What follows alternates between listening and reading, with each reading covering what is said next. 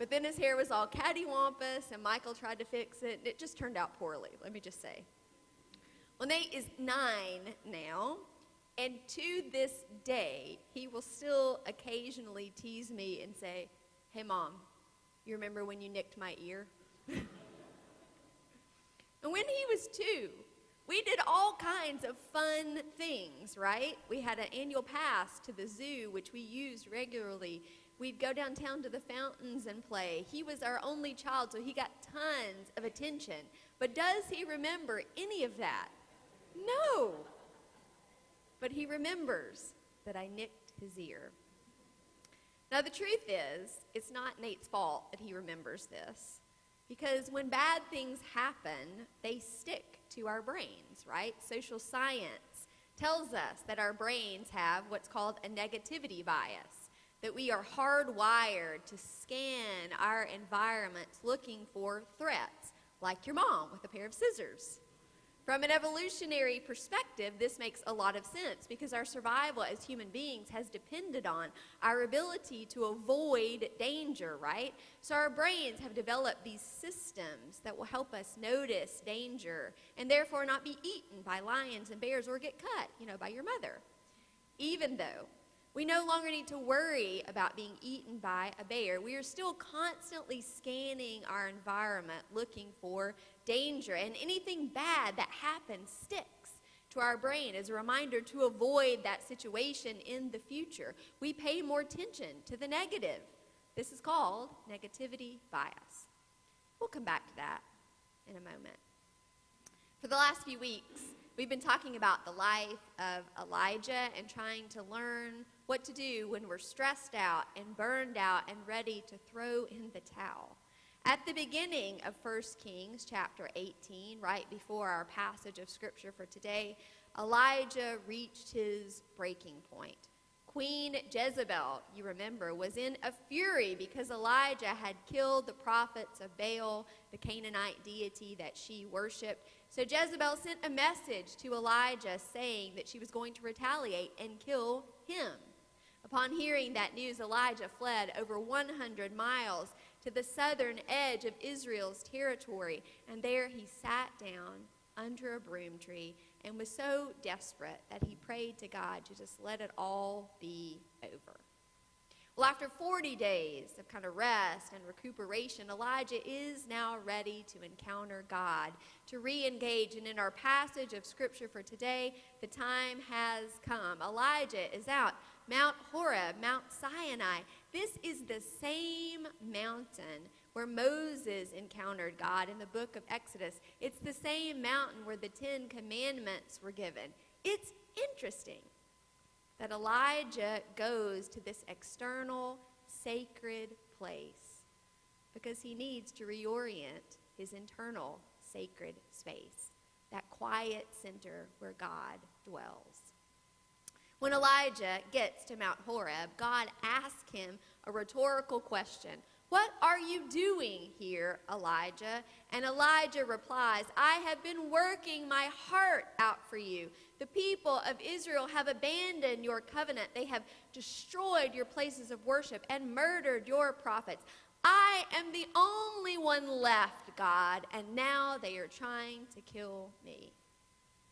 One of the ironies of being at a breaking point is that when we need community and social support the most, we often withdraw. You ever notice that? Professor Sean Archer describes how he sees that at work in the college students that he works with.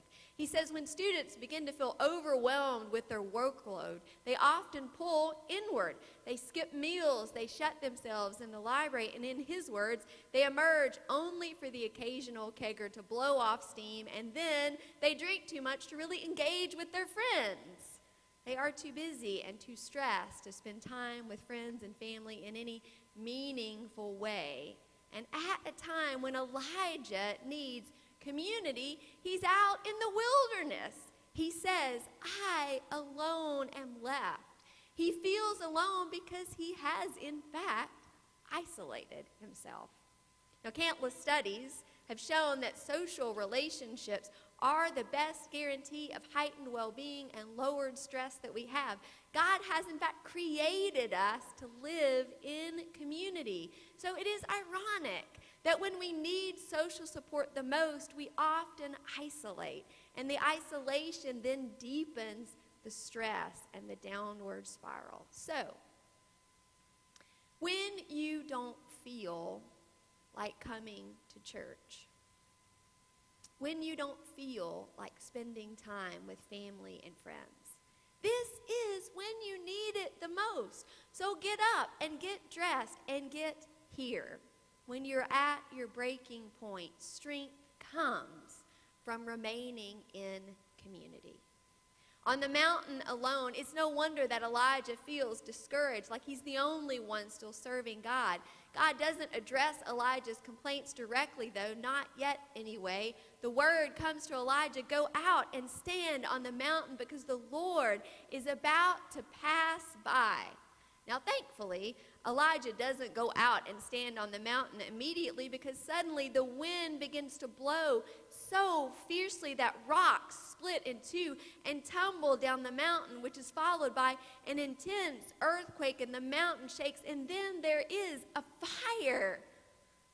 It isn't until the sound of silence descends on the mountain that Elijah senses God's presence is there.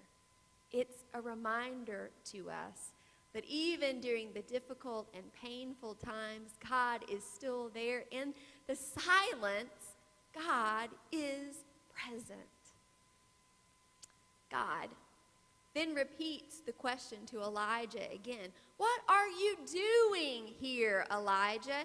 And Elijah gives the exact same response. I've been working my heart out for you, God. The people of Israel have abandoned your covenant.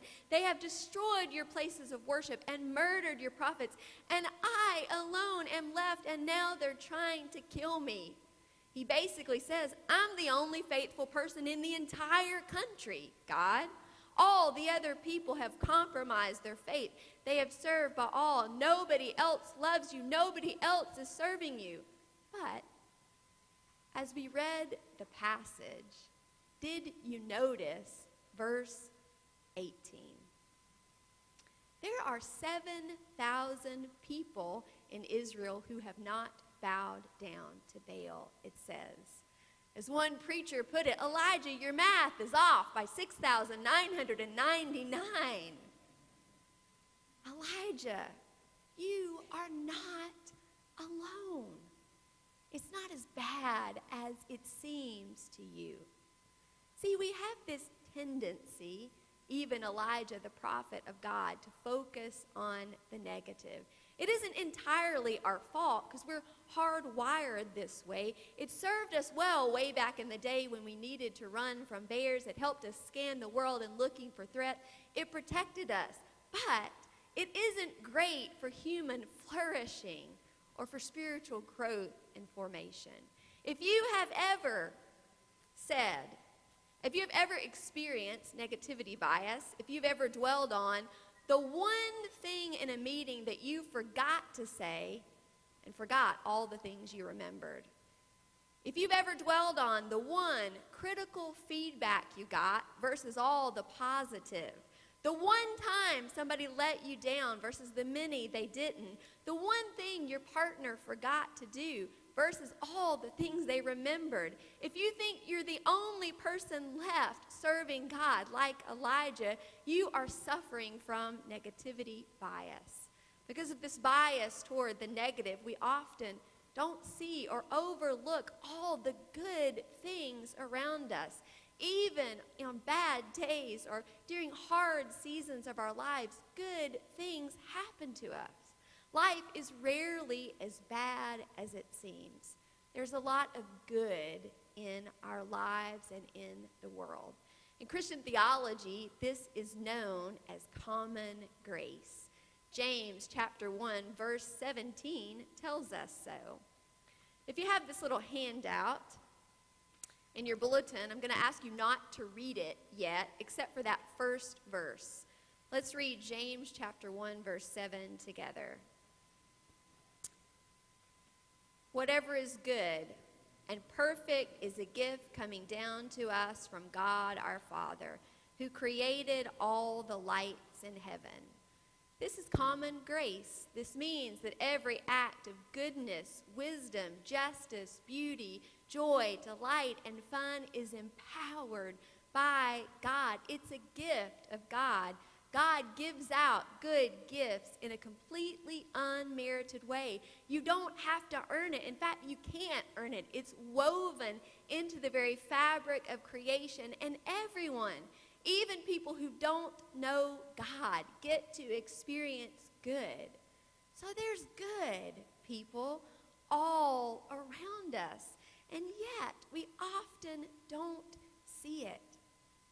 So when we're at our breaking point, when we are feeling burned out and ready to throw in the towel, when we're depressed, when we're down, we need to take some time to focus on the good. Elijah, God is present with you. And there are 6,999 people in Israel who have not bowed down to Baal. They are with you too. It's not all bad. Good is surrounding you. Notice it, focus on it, and give thanks for it. So, I love this practice called the 3 blessings. And I can honestly say that it's a practice that has been transformative in my own life. It's a simple method for redirecting our attention toward the good. It's a reminder that every good and perfect gift is from God. It's a way to live more intentionally in awareness of God's goodness. And here's the interesting thing about this practice. Neuroscience tells us, it's proven, that we can actually rewire our brains by consistently, over time, focusing on the good in our lives. We can rewire our brains to naturally scan the world looking for good instead of bad. So, I love this practice, and I want to introduce it to you today. I tend to do this practice at night when I'm going to bed. I will close my eyes, and I will just say to God, show me the goodness and the grace from my day today.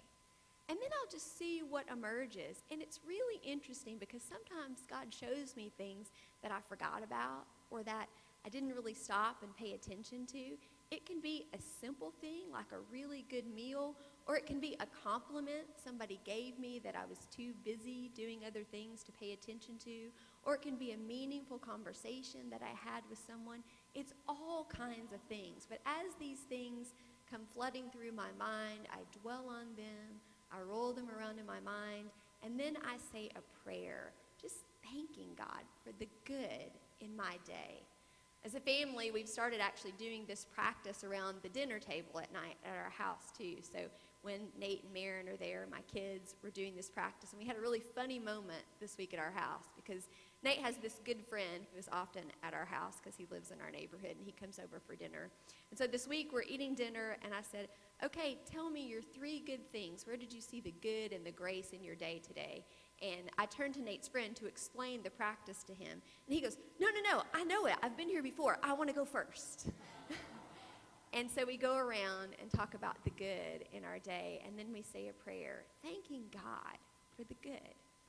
Honestly, this has transformed my spiritual practice. So I want to invite you to close your eyes and just to ask God to show you just maybe one good thing that's happened in your day already today. And then after you do that, I'll give you further instructions.